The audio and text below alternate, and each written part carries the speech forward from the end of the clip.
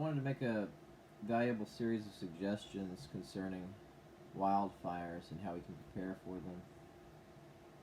Not specifically talking about prevention, because in some parts of the country, the topography and weather have made it very difficult, if not impossible, to prevent wildfires. Climate change has contributed a great deal to the worsening of that situation. But have you ever considered building large fire shelters with amenities needed for short-term living in your state underground? This is directed specifically at California, although they're probably not the only ones who could benefit from such a thought. My thoughts are that you could transition much of the population to living underground in high-risk areas prone to frequent wildfires and build fire suppression systems in those places. That way, the fire can burn at ground level and lives and property are preserved entirely below ground during these large-scale wildfire events. Wildfires are most often a natural process, and they are very hard to control or prevent. It is better to adapt our way of living in such a way that we can sort of immunize ourselves and our communities from those events, rather than trying to control for and contain every event. If the communities are subterranean or even built underwater, which is something a lot of people haven't thought of yet, it would also cut costs for cooling and heating, because the ground temperature at a certain depth stays constant. It would eliminate the need for most surface level maintenance as well. Let the fires burn in places where it is safe to allow them to do so the land can cleanse and renew itself. Protect what you must and build an expectation of these events. Buildings need to be built from materials immune to embers and short-term flame contact where possible. Have you ever seen the movie Ring of Fire? If you know the dragon is going to come eventually, plan and prepare accordingly. Why build a house you know will burn in a high-risk burn area? Plan for the eventuality that fire will come and build beneath the area that burns, with fire control systems that seal the developments against the burn event, very much like blast doors on a fallout shelter, in order to withstand the event for a time until it can pass.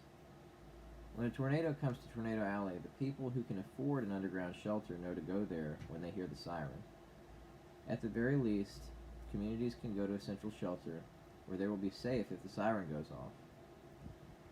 People in California can do the same if the plans and infrastructure are in place. You can run your underground buildings on solar, wind, and hydroelectric energy, and even geothermal energy, which is something that's not talked about much yet. But I suspect that that's going to be a pretty common energy source in the future. It's very sustainable. It's natural energy. This would also cut greenhouse emissions a great deal and address regional air quality concerns, and help to reduce the warming effect from human activity.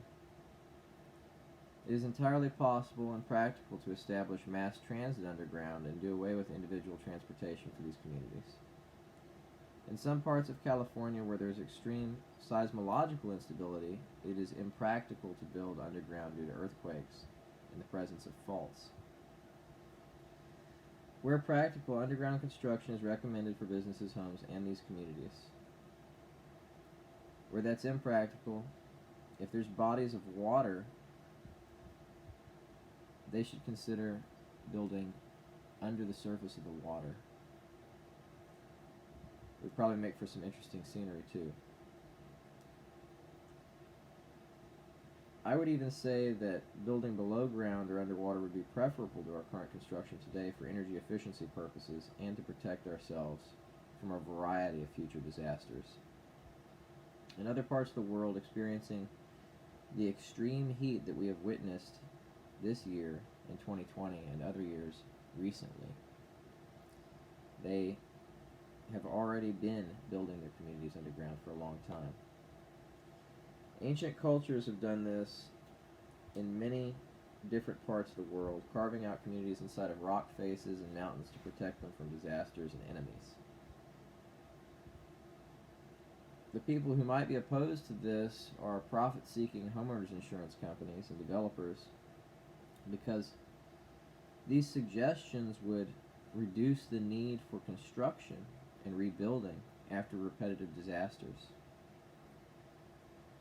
These areas where the structures would no longer be getting burned or destroyed by the disasters wouldn't need their services nearly as much, maybe not at all. There will be other issues to address, such as allowing sunlight into the buildings and communities, but it is not at all impractical. These solutions can even be engineered in such a way as to enhance the beauty and aesthetic appeal of the underground communities. Retractable, highly durable, heat-resistant shutters can be rolled down or turned to a closed position in moments to protect the community.